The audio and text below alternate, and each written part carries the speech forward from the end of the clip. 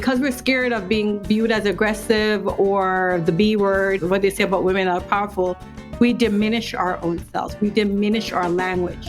We say maybe, if, please, sorry. And we play small, which causes us in our language not to come across as people with authority, not to come across as the true experts that we are. And so it's really ensuring that we're doing things like taking out diminishing language out of our language. Stop saying I think or I believe. Stop saying I don't want to bother you, but stop saying it's if it's not too much to ask. All right. Welcome back, Embracing Only family. We have a very special guest with us today. Kisha Wynter is a leadership consultant, executive coach, and trailblazer in women's leadership strategy, and has over 2 decades of corporate experience. As the visionary founder and CEO of Wynter Rich Enterprises, she has a rich track record of developing and training leaders in over 50 countries. Her firm is dedicated to guiding organizations in creating inclusive cultures where every individual can thrive, regardless of their background. Kisha is also the author of Your Power Unleashed, which is based on her company's proprietary framework, the Diva Method. How could you not love that? And she has impacted hundreds of clients at companies of various sizes. Kisha, welcome to Embracing Only. Thank you for that spectacular introduction, Olivia. And I'm really happy to join the Embracing Only podcast with you and Archita. Join and enjoy. Have you? It's very good to have you. So I have to ask, before we hit record here, the three of us were just chatting about how we use a little bit of the same language. And I feel like we're saying some very similar things. After all these years in corporate, I'm still playing the corporate game myself. What was your catalyst to start this work and really branch out and do this for yourself? And why are you targeting women? Yeah. So my catalyst and what made me move out are 2 different things. Okay. So the catalyst, though, for me was working in corporate. I worked in Fortune 500. If you go on my LinkedIn and you read my bio, you'll know where I worked, right? I worked for what's considered a blue chip company, top 10 company, global company in the world. By the mere fact that you're using a lot of the similar language, it's unique, right? And I was really sick of, this was maybe like halfway through my career journey, of hearing the same feedback from senior leaders in organizations. My background was in HR, so I would be in those closed door meetings talking about why women or people are getting promoted and why they're not getting promoted. And one of the things I heard over and over again is this woman has all the domain expertise, the technical expertise in her area, but she doesn't have executive presence, leadership presence. She's not owning the room. She's not being confident. So like HR, go fix her. And literally, so we can't promote her. And I said to myself, if I hear this one more time, I am going to literally jump out a window. And so I said, okay, clearly the folks in this organization, and they were mainly men, and there are a lot of great male allies out there, so it's not against them. But the folks that were making the decision had no clue how to address this. And so I said, well, obviously we could start talking about the actual systemic biases within organizations that actually prevent women from getting ahead. That is a whole discussion in itself. But what I focused on at the time was just like, okay, knowing that you actually have to figure out how to navigate and build savvy skills in organizations, how can we actually help women show up in their power at work and not allow them to experience backlash or a whiplash for doing so? And so that is really what was the catalyst, is because I saw too many people that were very qualified, very ready for the next level, getting passed over because they were not showing up in their power, and or the organization wasn't recognizing the talent that they bring. And so I decided, all right, I had to figure it out. I had to navigate corporate to get where I am today. Let me take out a few tricks out of my bag and develop a framework around it. And that's what I did. Absolutely incredible. And if you checked out Archita's and I's LinkedIn, you would see that I'm playing in the HR space as well. And my head was literally about to pop off as I nodded along with everything that you are saying. I feel like if all the HR leaders wrote a book, it would, it would be very similar, You should right? write an expose. Ooh, I like let me put a caveat. Not all like HR leaders. Okay. Since I'm not an HR leader, let me just say this is that because honestly, a lot of other HR leaders will not ask the question, are you saying that because she's a woman? Or are you saying that because she really is not competent in her job? Oh my God, I have so much to say, but you're hitting the nail on the head. You're getting me excited, Archita. Yes, definitely. You're hitting the nail on the head. Well, first of all, let's be real. People have to provide for their families and they're playing the game to survive. And so there are many HR leaders that won't step up and say things. And frankly, I'm not going to come from a place of judgment. I do coaching with other organizations or with other women that are in leadership positions. And the truth is, and I experienced this, when you are too vocal, even as an HR person, as an employee, you experience backlash. Absolutely. And you could be putting your job on the line. I just got to the place where I didn't give it a crap anymore. I'm like, what are you going to do? And so that's the truth when you work within organizations. But I will tell you, the reason I got excited about that is I'll never forget. I'm like visualizing. And if the person listens to this podcast, she'll know exactly, well, a couple of people. We strategized going into a promotion meeting. It was me. It was a woman that was executive. She was in the finance function from Italy. And then another one that was from the US, another woman of color. And we said, we're going to walk into this meeting and we're going to tell them red, yellow, green. And red, yellow, green meant that if you were saying that a woman was too aggressive and not likable, basically, that's why she wasn't getting promoted. And we heard the same talking points on a guy, but you said it was a leadership skill. We're going to call it red. Yes. If we had about it, we're going to call it yellow. And obviously, if it was fine, we're going to call green. And I remember in that meeting, we called so many reds. And the dudes in the room, the leaders in the room, they got upset. They did, but we pushed. And at the end of the day, we were able to walk out of that meeting with promotion that we were proud of. But honestly, that happened maybe 2 or 3 times in my entire career. And this person, at this point, I had been in corporate for like at least 15 years. And I didn't really care anymore. And she was at the place where she was like, fire me. And it is a privilege to be at that spot. That is true. And so that's why I got excited, because the reality is you have to be courageous as a leader yourself and as a woman to call it out, because the truth is you may face backlash by speaking up. Yes. Oh, that's 100% accurate. And I feel like I should have caveated what I said, Chita, with good HR leaders, not just HR leaders. Kisha, I think you're so right. To hammer this point home, though, I am not shy about coming from a place of judgment. If you decide to be in HR, do your job. Your job is to challenge some of these issues. Your job is to call out biases when you see them. Your job is to point out those comparisons, right? Do those think twice activities with your senior leaders. And if you're mad, then you about to be mad, then stop doing your nonsense and I won't have to call you out in the meeting. You're absolutely right. I do think given the cultural makeup of your organization, there certainly is more risk at times for people that choose to swim against the current. But what are you doing in your job as an HR leader? It requires courage, and it requires sticking to principles and standards. And I think a lot of folks may not have that level of integrity to do so. And so I just got to a place where I was just like, I have options. And I will tell you, you asked me what made me leave corporate. And it got to a place where personally, I was experiencing so much physical stress and symptoms because of the injustice that I was seeing.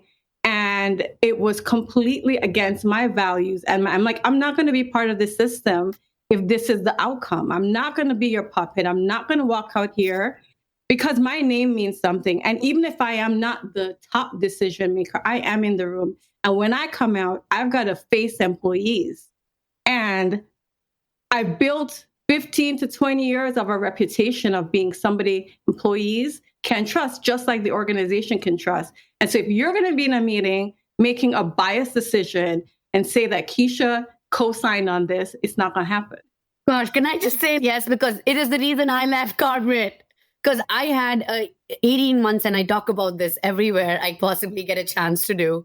because I want to end the silence around bullying and harassment in the workplace.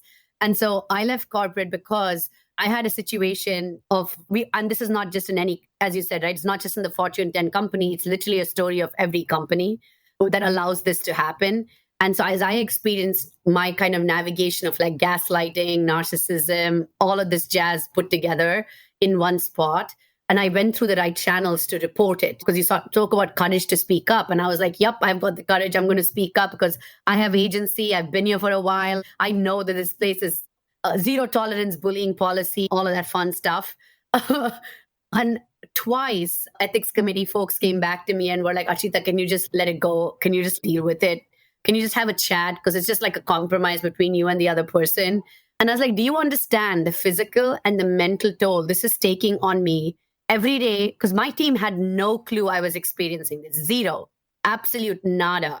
Right? And I'm coming in showing up as like this brilliant, because I'm brilliant, right? We all are. Yeah, brilliant leader. Come on, let's go. Let's do this, everything else. And in the background, I'm in public, this individual, you're amazing, blah, blah, blah.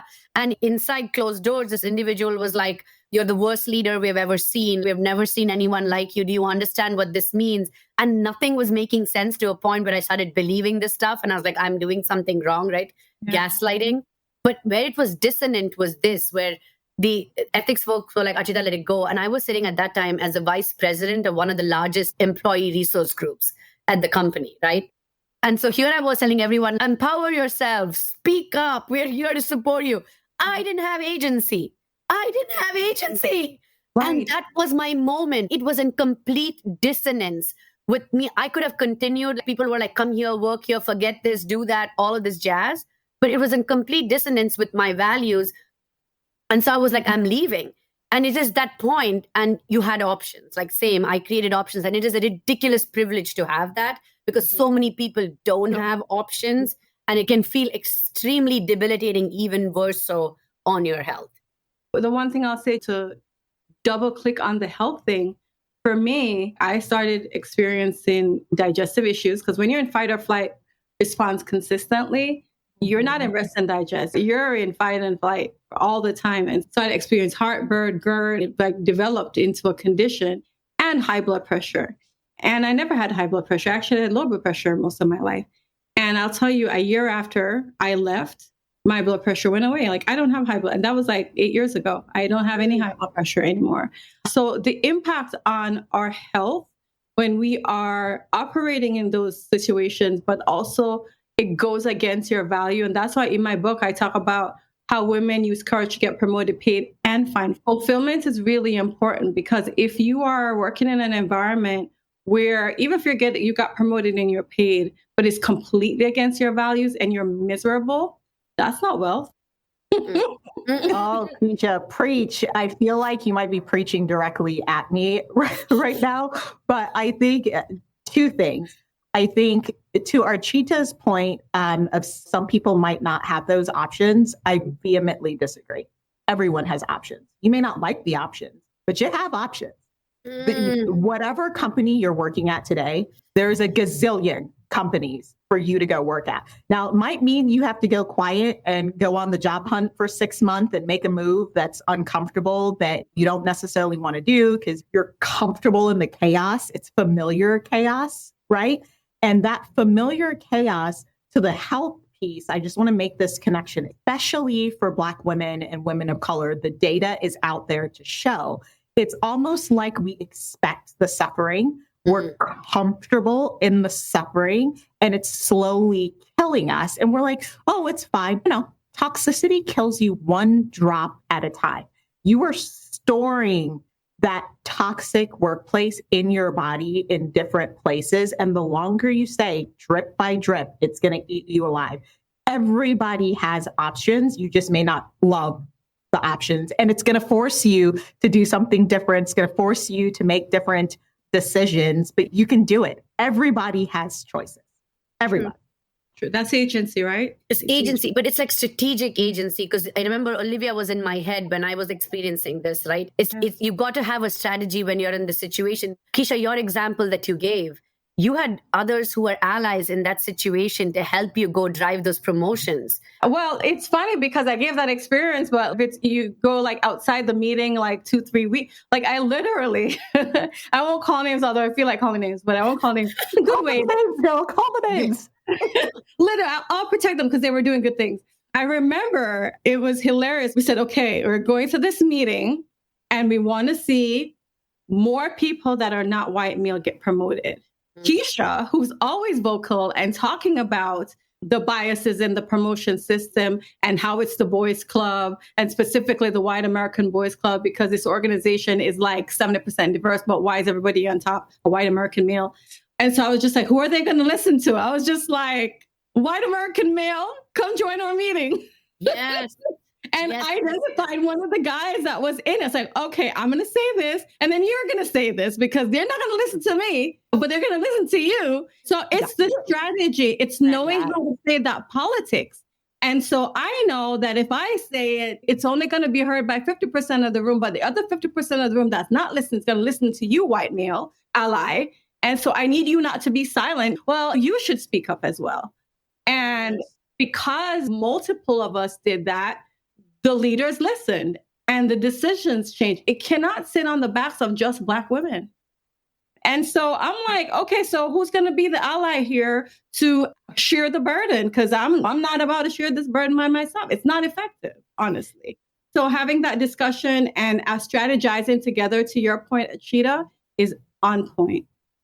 And so, Kisha, you brought such an important point up about allies, and I want to really go a little bit deeper, because as allies, first of all, we cannot self-appoint ourselves as allies. So make sure you're appointed as one.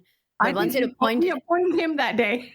Yes, exactly. You weren't alive. Exactly. So once you're appointed as one, recognize that your allyship cannot be surface level, right? Because this is what happens when I notice, like with people of my lovely Indian making, we're like, we tried. It was, I'm so tired. And then we just sit in our goddamn privilege, right? Because we're just like, and I'm like, excuse me for a second, everybody. These lovely humans have to walk around. They don't have a choice to sit down and be like, I'm tired. I'm just going to not do this anymore. Because I had a friend, I love you to death, I know you listen to this, who I reached out to recently about connecting someone to help. And this individual was like, well, I don't just think I want to be that person who connects. That's it. And I'm just like, you're losing an opportunity to use your privilege to help someone with less privilege to be and claim their power in that situation. And you know what it is? It goes back to courage. It's hard. I think women of color in general, and women as well, we don't have a choice, actually, right? Because if you're in a consistent situation when you're discredited, you're undermined, I should say, you have a lot of muscle and repetition built around advocating and speaking up. This is our story every day. And there's a quote that I gave in my book, and I give credit to Brian Greene. They say that if you are an ally and the stone that is thrown at me does not hit you, you're not standing close enough. Oh, can we just repeat that one? Mic drop. This is why I'm giving Brian Greene credit, because it's not mine. But when I heard that, I said, if you aren't out, like, there is no safety net. You know, that day when we appointed that guy, and he has a typical, let's call him John, because John is close to him. That day when we appointed John, that when you go in the room, you're going to have backlash. People are going to say, what are you doing? And we warned him. And so the quote is, if the stone that is thrown at me doesn't hit you as an ally, you are not standing close enough. That's it. And I don't think, the truth is, when you don't have to deal with this kind of oppression, it is uncomfortable. And people don't want to put themselves in that position. And so calling yourself an ally is like the cool and the fun, and used to be anyway, in thing to do. But it is hard work. You have to be ready for it. And you have to be ready to put in the work and to build your courage muscle. And not everybody's, as they say, is about that life. True story. I always say allyship, it's a verb, right? If you're not actively doing anything, please don't claim it. And to Archita's point, you can't self-appoint either. No. Somebody else has to really say, because of you doing X, Y, Z, yeah, you're truly an ally. So Kisha, let's talk a little bit more about the Diva Method. I love the name. Yes. Can we all just be divas? I think our last episode, we decided we were all orchids. We're not going to be dandelions. We're not going to survive in whatever. We're going to be high maintenance orchids. Okay. So I love the Diva method. Tell us a little bit about your framework and why it's different than other leadership frameworks on the market. Yeah. A couple of things. I think it even goes back to the premise of the book and the work that I do. First of all, when I think about people advancing professionally, we know that there is the internal work that needs to be done. This goes back to the agency, overcoming self-doubt, limiting beliefs, all the lies that you have internalized and begun to believe about yourself, not good enough, not smart enough, because the world has given you that message. So there's a lot of work that needs to be done to begin to undo all those beliefs and step into your own brilliance and begin to own it. And so when you said, Archita, I'm brilliant, I was just like, yes, it's a declaration, because we don't necessarily get that affirmation on a daily basis. And so I come from a Christian tradition, not to put my beliefs on anyone, but my mom says, and David encouraged himself in the Lord. And so it's, for me, you've got to actually own that voice yourself. So that's the first step. But then the second step, once you build a confidence and you really step into your power and you own your brilliance, you still have to figure out how to navigate organizational politics. You have to figure out how to develop organizational savvy. And that's why I came up with the Diva Method, because people believe, especially if you are middle class or working class, upwardly mobile family, and immigrant, which I am, you are taught that hard work is enough. Just put in the work, put your head down. And yes, it may get you in the door, but it's not going to get you promoted necessarily. And that's why I have the 4-step method framework. Diva, it means D-I-V-A-D, is deliver results. If you're not delivering results, I can't save you. I can't help you. I can't coach you. You should not be in my program. Take it to the ball game, right? I can do a lot, but yeah, if you're not a performer, you're not doing your job, I'm sorry. Like, you have work to do.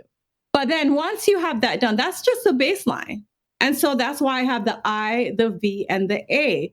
And the I is your image, which is another word for your brand. What are people saying about you when you're not in the room? What reputation goes before you? A lot of people don't know what this is. And the studies show, I think McKinsey a couple of years ago did a study in their Women in the Workplace report, and they talked about how women in general don't get direct feedback that can stop them from getting to that next level professionally, and especially women of color.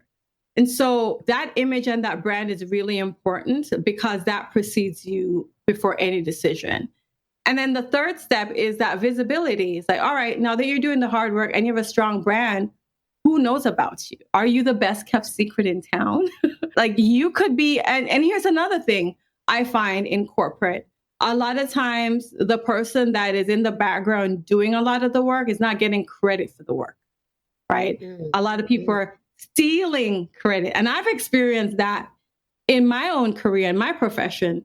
I wouldn't be invited to meetings and other leaders would come out and say, your boss was saying some stuff and I knew that was Kisha. I was just like, that was Kisha's voice, but not giving you any credit for it. So just making sure that all your eggs are not in one basket in terms of your visibility strategy, that you're not only depending on your boss, but you have a wide range of people that are going to help you get the visibility, and you have a full strategy to do that. And then the A is building your advisory board. People call it your personal board of directors, which includes mentors, sponsors, coaches, connectors. You just talked about connectors a little bit, Archita. And I will say, I try to focus mostly on sponsors because, again, research talks about how people of color and women in general are over-mentored and underserved.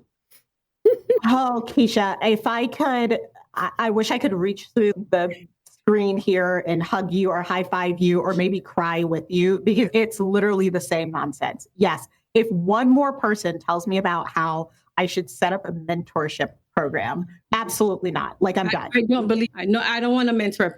Actually, I did it when I worked at General Electric. That's where I worked at. And I remember I had, in HR, and they were like, yeah, for this ERG, let's set up a mentoring program. I was like, you can call it whatever you want, but anybody I choose as a leader to support these women they're going to go in that room and say, hire this person. They're going to say, promote this person. So if you don't have the social capital or political capital to make a decision, you're not going to be on my mentoring committee, because this is not mentoring right now. I want sponsors.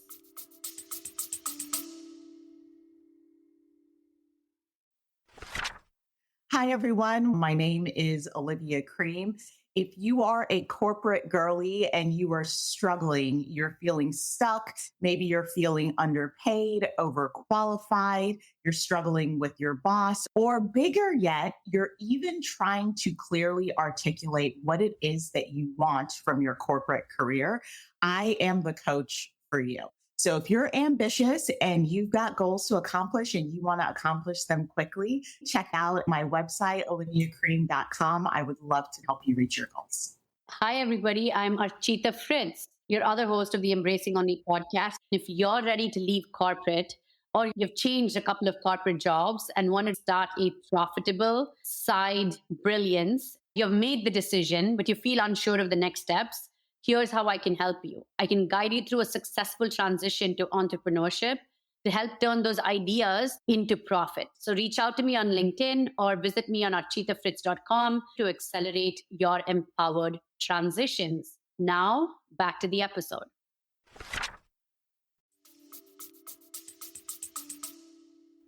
Yes. Sponsorship, not mentorship. Oh my God. Could not agree more, Kisha. Could not agree more. We need more of you ladies in these spaces, because honestly, like when I think of HR and I think of all these mentoring programs that we all see all day long, I literally had an ex-colleague of mine message me. They're in a new company and they were like, Archita, will you please help this person on my team? They need mentoring. I'm like, interesting.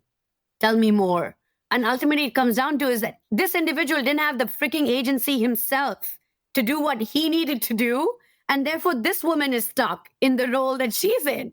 So I'm like, hell no, friend. I want to talk to your HR leader, and we're going to create not a mentoring program, but a sponsorship program.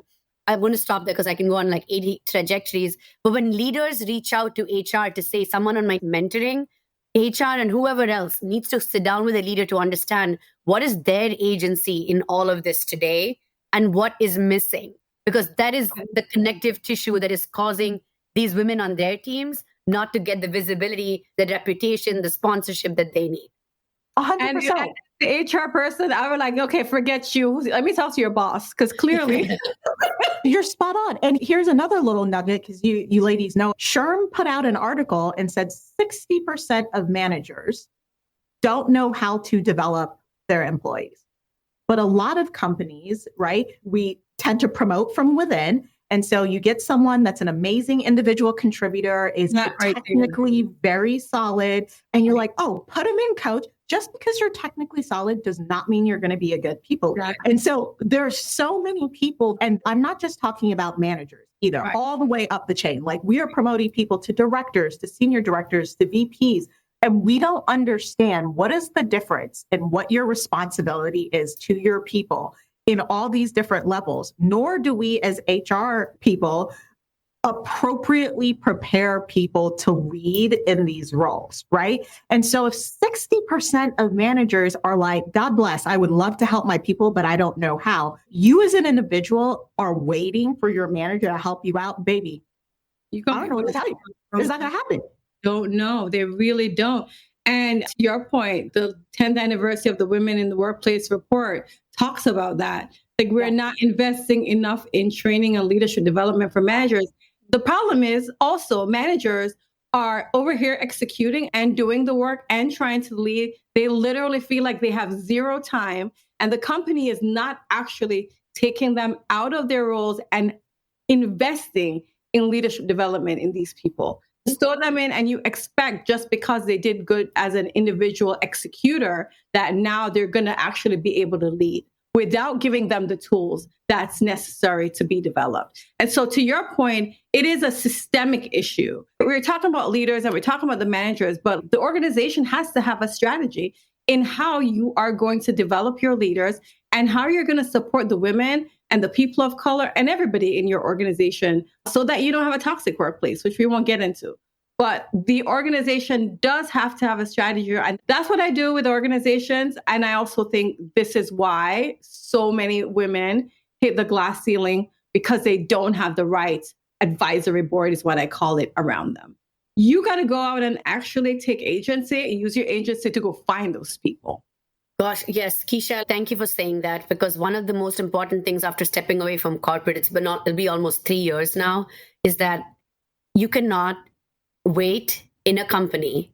You need to freaking do the work and do it outside of the company if you have to, because honestly, you're building your own Archita Capital, Olivia Capital, Kisha Capital, irrespective of the brand that's on your business card. And so what would that look like? And you talk about this in your book, and I'm curious if you could articulate it for our listeners.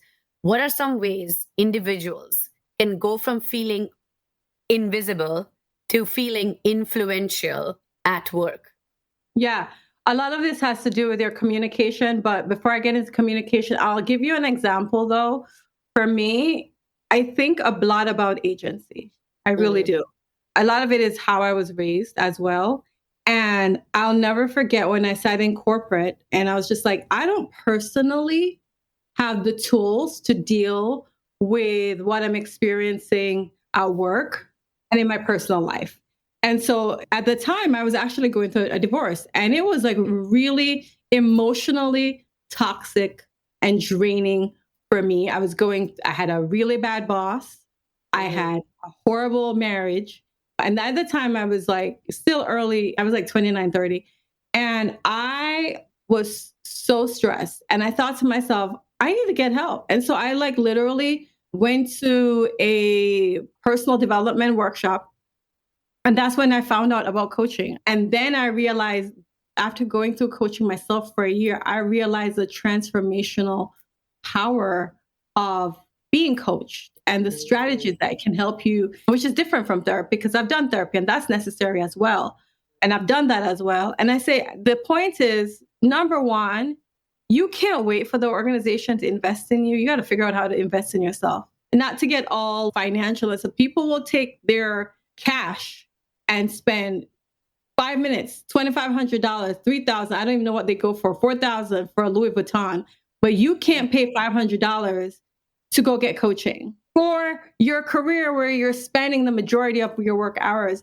And as a result of me doing that, the outcome is that not only did I build confidence, which allowed me to also be able to develop the strategies for other people to develop confidence and even get to writing this book, but also it helps me to build my brand, because I started to do things like speakers training.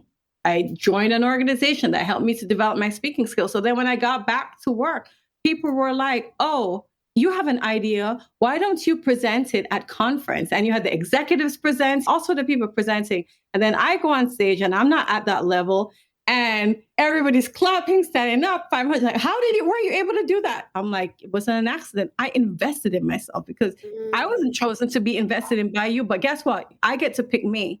You don't have to pick me, but I pick myself.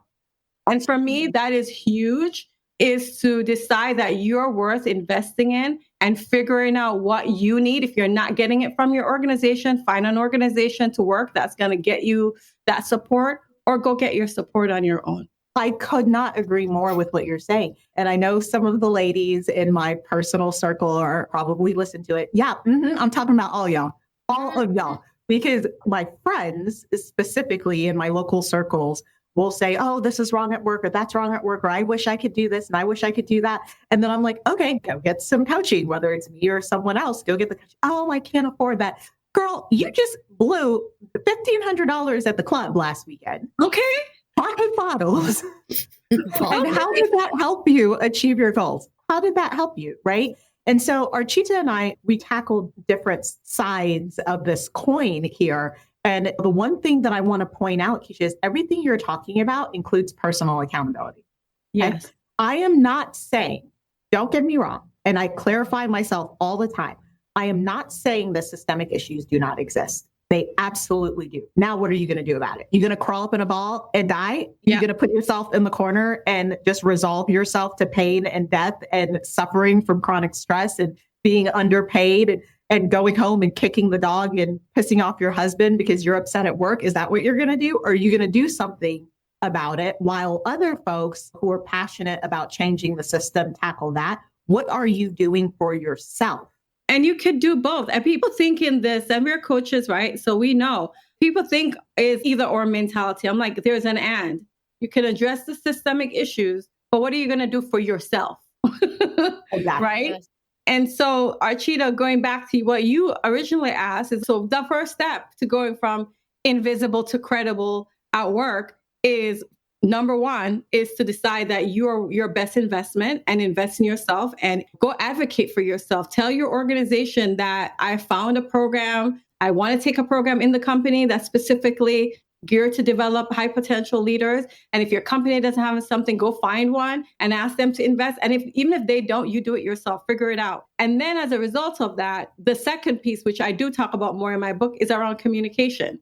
Like a lot of times we are scared of being viewed as aggressive rather than leaders, which is what they call men who use powerful language, rather than being labeled as, because we're scared of being viewed as aggressive or the B word, what they say about women are powerful, we diminish our own selves. We diminish our language. We say maybe, if, please, sorry.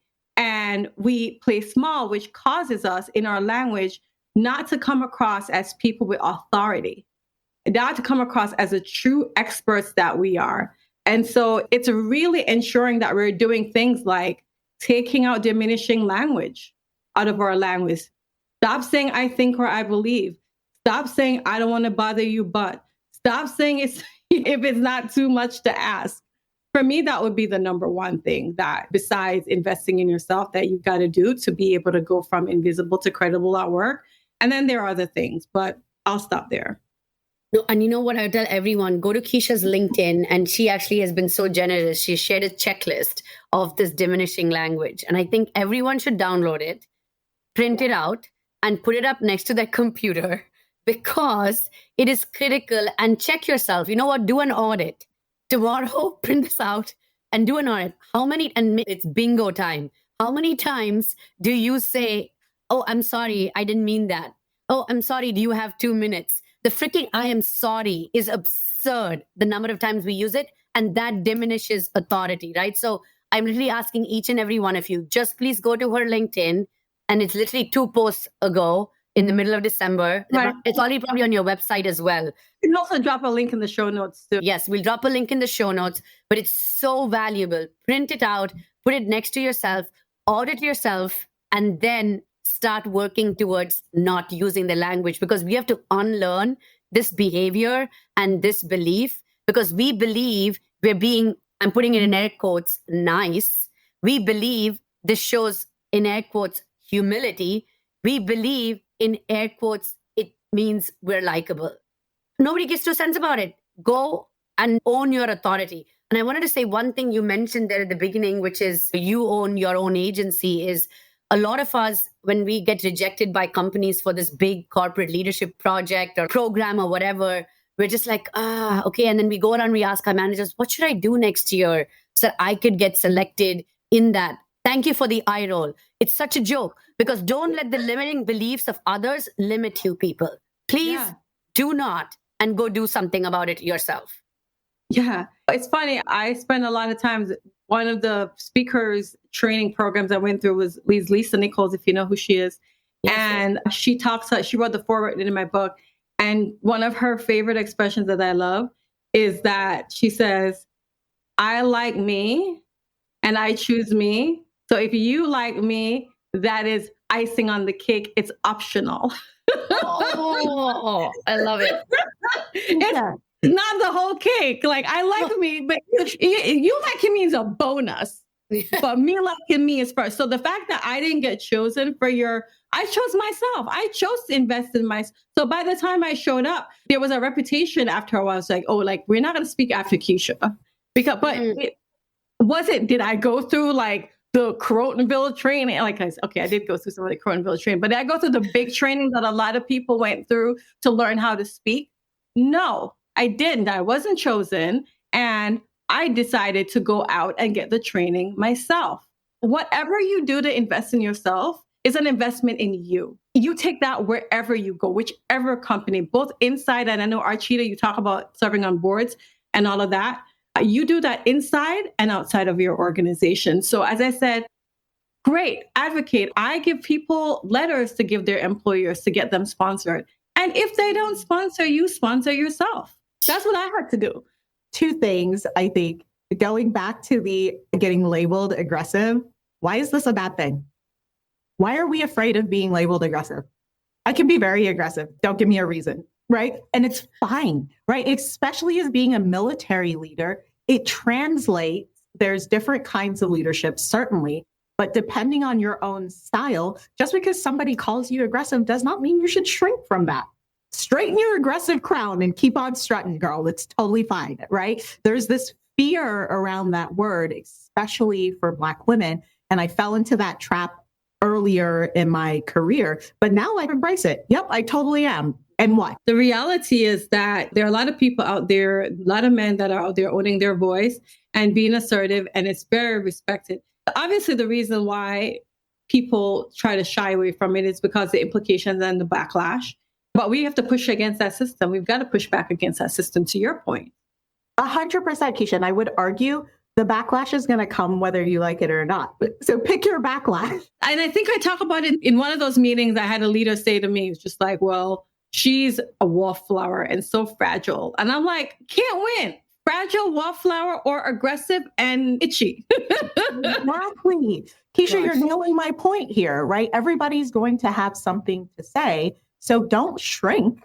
Don't shrink away from who you are. Embrace those things. Embrace your strengths. Embrace your opportunities, right? Lean into your strengths. Know who you are so no one else gets to tell you who you are, right? That's how you snatch your power back.